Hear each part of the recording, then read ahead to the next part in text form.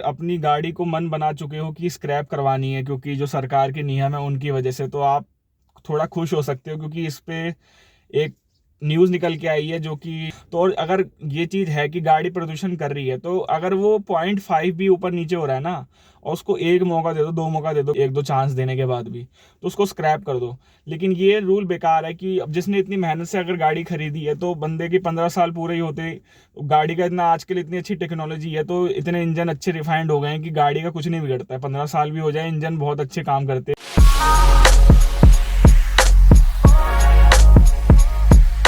तो वेल, स्वागत है आप सभी का मेरे एक और अनप्लग सफ़र में। आज है 1 अक्टूबर 2024, और आप अगर अपनी गाड़ी को मन बना चुके हो कि स्क्रैप करवानी है, क्योंकि जो सरकार के नियम है उनकी वजह से, तो आप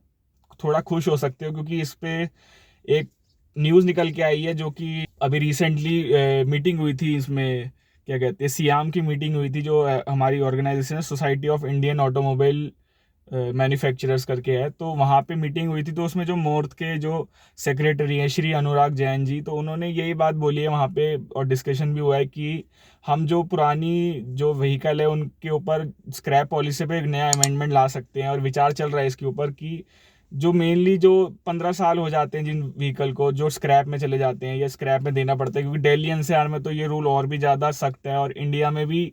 इंडिया में मतलब ऑल ओवर तो है कि 15 साल का रूल है, बट आप वहाँ पे एक्सटेंड कर सकते हो, 5 साल लाइफ बढ़ जाती है। लेकिन दिल्ली एनसीआर में तो वो भी नहीं होता है। तो ऑल ओवर इंडिया के लिए भी एक रूल लाया जा रहा है, जिसमें आपके ऊपर मतलब कोई वो नहीं होगा, फोर्स नहीं होगा कि आपको अपनी गाड़ी स्क्रैप में देनी ही देनी है। आप की जो गाड़ी है वो एज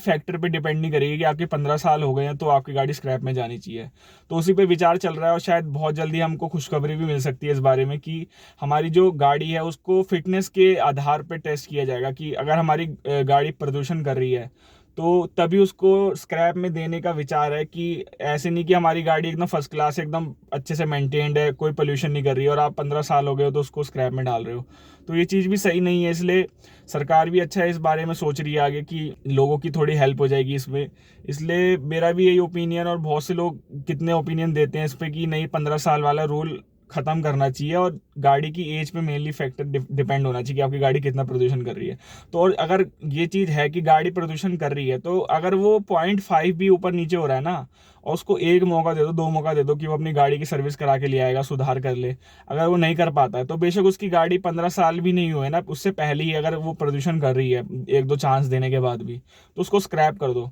लेकिन ये रूल बेकार है कि अब जिसने इतनी मेहनत से अगर गाड़ी खरीदी है, तो बंदे की 15 साल पूरे ही होते, गाड़ी का इतना आजकल इतनी अच्छी टेक्नोलॉजी है, तो इतने इंजन अच्छे रिफाइंड हो गए हैं कि गाड़ी का कुछ नहीं बिगड़ता है। 15 साल भी हो जाए, इंजन बहुत अच्छे काम करते हैं, और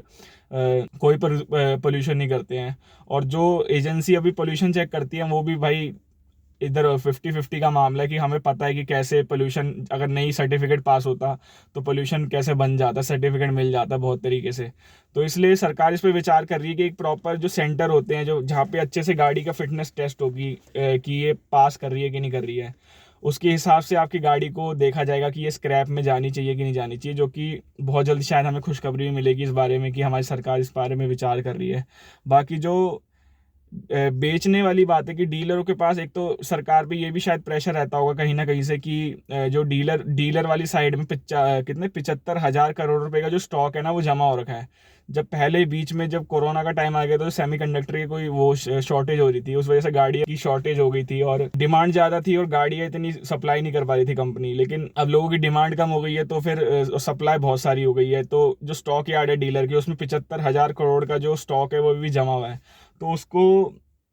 क्लियरेंस भी करनी है, कि ये भी प्रेशर होता है कि हमारी गाड़ियाँ बिकवाओ। और ऊपर से अब इसमें अगर 15 साल वाला जो रूल है वो हट जाएगा, तो डीलर वालों के लिए थोड़ी और दिक्कत हो जाएगी। बट एक आम इंसान के लिए भाई बहुत अच्छी चीज़ है अगर ये चीज़ हो जाती है कि 15 साल वाला रूल हटता है, कि आपकी जो गाड़ी है वो आपके फिटनेस पे आधार पे टेस्ट हो, ना कि जो आपके 15 साल हो गए और पोल्यूशन नहीं भी कर रही है तो भी उसको ज़बरदस्ती स्क्रैप में जाना पड़ता है। तो आई होप जल्दी से इस बारे में सरकार कोई नया अमेंडमेंट लाएगी। और मेरे ख्याल से दिल्ली एनसीआर के लिए तो शायद थोड़ा अलग रूल होगा, क्योंकि वहाँ पे जो सुप्रीम कोर्ट का ऑर्डर है 2018 या 19 का कोई ऑर्डर था कि डीजल जो है 10 साल वाली डीजल व्हीकल और 15 साल वाले जो पेट्रोल व्हीकल है वो पूरी तरीके से बैन है। तो क्या पता दिल्ली में किसी और तरीके से इस रूल को लाया जाए। बाकी जो ऑल ओवर इंडिया वहाँ पे तो इस पर विचार चल रहा है कि फिटनेस वाला जो आधार होता है उस पर टेस्ट किया जाएगा।